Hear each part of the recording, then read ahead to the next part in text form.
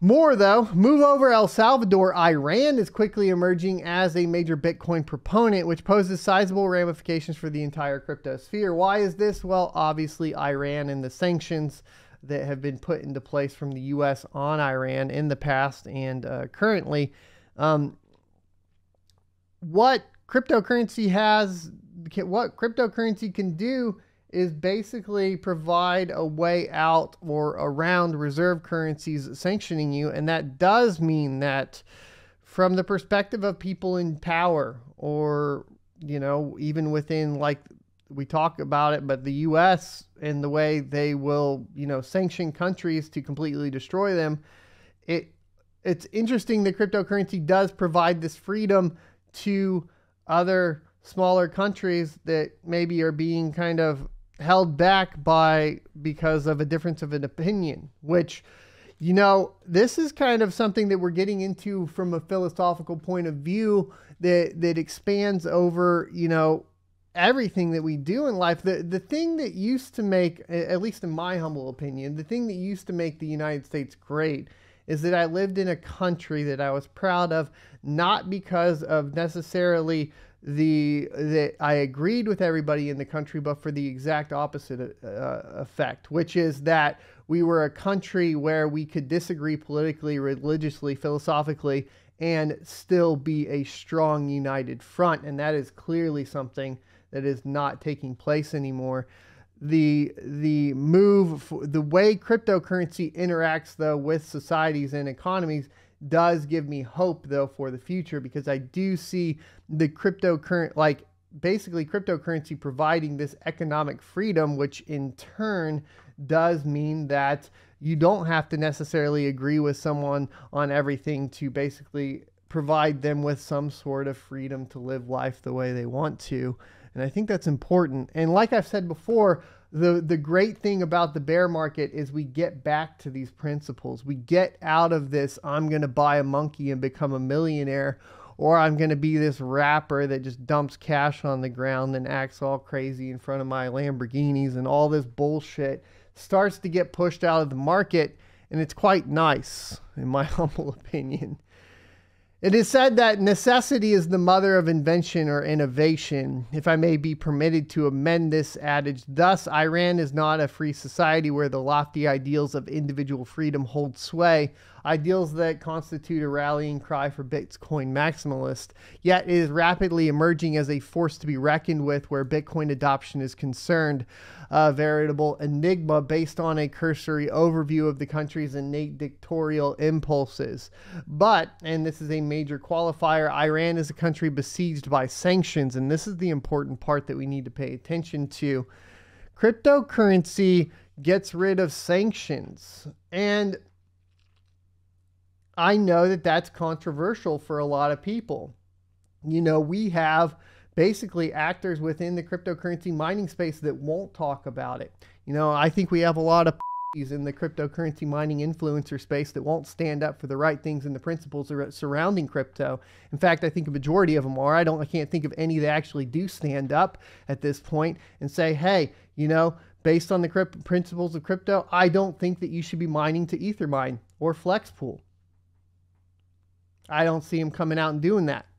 I don't see the right things being done by the right people, and it's extremely frustrating. And yes, you are going to take hits when you stand up for what's right. But I support cryptocurrency basically getting around sanctions this is supposed to give the power back into the hands of the people. That's what cryptocurrency is supposed to do.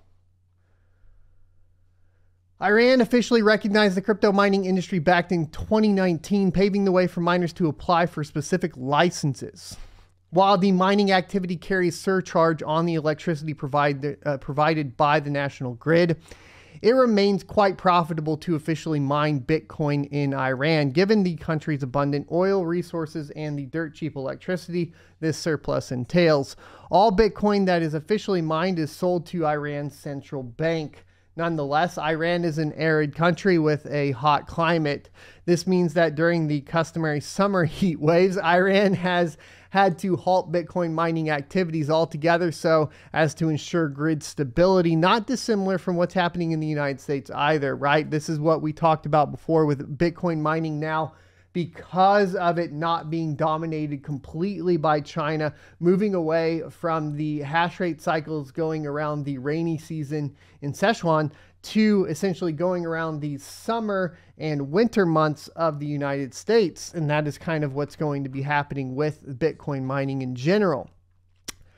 So, coupled with intermittent crackdowns on illegal mining rigs, the atmosphere around Bitcoin mining in Iran has remained tarnished. Despite these shortcomings, the country has emerged ferociously on the global Bitcoin mining landscape when the authorities have allowed unfettered activity. The following chart details Iran's share of the global Bitcoin mining industry over the past few months, based on the hash rate figures sourced from the tabulation by the Cambridge Center for Alternative Finance. Toward the end of August, Iran promulgated a comprehensive framework for the Bitcoin mining industry that addresses legal lacunas in the existing legal frameworks, as well as the issues around the supply of oil and the provision of electricity for mining activities. Crucially, as reported by Iran's Tasnim agency, imports can now be purchased using cryptocurrencies as payment mechanism. Although the framework speaks of cryptocurrencies in a general manner here, readers should interpret all such mentions as references to Bitcoin. This distinction is doubly relevant given that Ethereum is well on its way to switching from a proof-of-work transaction authentication framework to one based on proof of stake, which precludes the need to mine Ether coins. In fact, on the 9th of August, Iran processed the first such import consignment around $10 million, thereby practically demonstrating the country's resolve to increase the share of Bitcoin in its trade settlement activities. So here's the ramifications of Iran's growth adoption of Bitcoin. Every significant change involves positive and negative feedback loops. For Iran, the positives are quite clear. Bitcoin-denominated trade transactions will play an important role in diluting the stringent sanctions regime imposed on the Middle Eastern country, particularly when paired with mixers that serve to anonymize crypto-based transactions. What are we seeing here, of course? What does this relate to? Tornado Cash. Why is that important? That is important because you have to understand what is happening here. Why is Tornado Cash being attacked? It's not because Joe Schmo down the road tried to basically avoid taxes on his Ethereum profits from selling a Bored Ape Yacht Club. That's not what it is. The reason why the U.S. wants to sanction Tornado Cash is because they don't want it being utilized to basically get around sanctions for countries like Iran. You need to put these together so you understand why these regulations are coming into play. This in turn will alleviate the suffering of the common Iranians who, let's go. Particularly when paired with mixers, right, to serve and to anonymize basically crypto-based transactions. This in turn will alleviate the suffering of the common Iranians who've been unable to access life-saving medications in a number of instances due to the prevailing sanctions regime. And here's another thing. Why do we want to get around sanctions? Not to empower or bolster the people that are in control of said governments, but to empower the individual to take care of themselves and to live some sort of a respectable life. The individuals who are trying to obtain things like life-saving medications. This is the reason why it's important, okay? This is why we adhere to these principles. On the other hand, a newly emboldened Iran might accelerate its efforts to spread its sphere of influence across the Middle East, further fanning the flames of instability that have continued to rock the region for decades. For Bitcoin specifically, Iran's crypto-denominated trade will increase the uptake of the world's largest cryptocurrency by market capitalization, not only in Iran, but also in the bilaterally transacting countries, such as India and the UAE, not to mention Russia and China.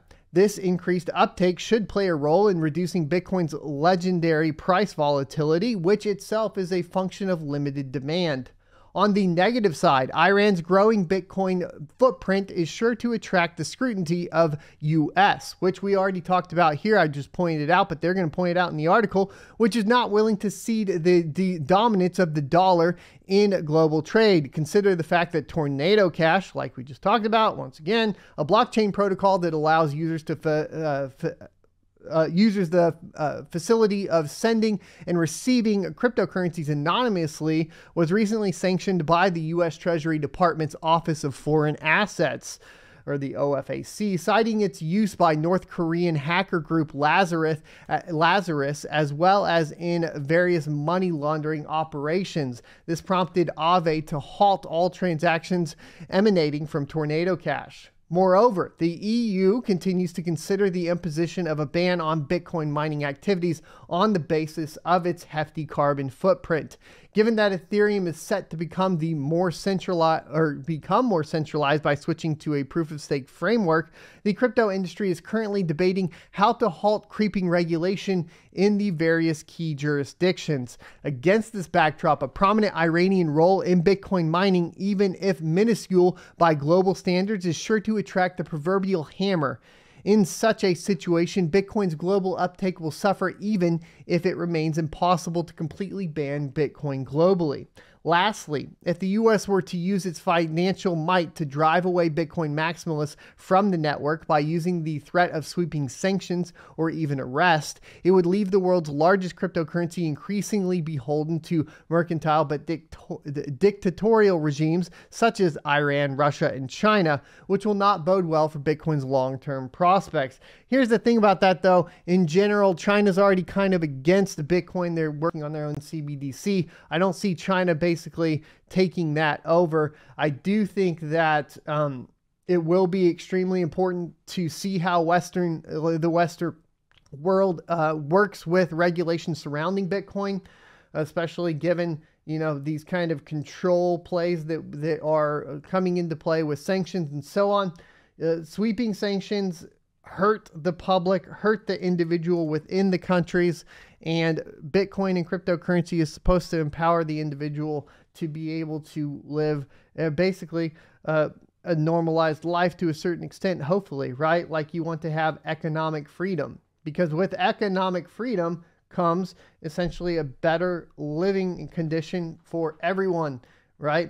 It means typically less crime. The more economic freedom you have, the less crime there is, right?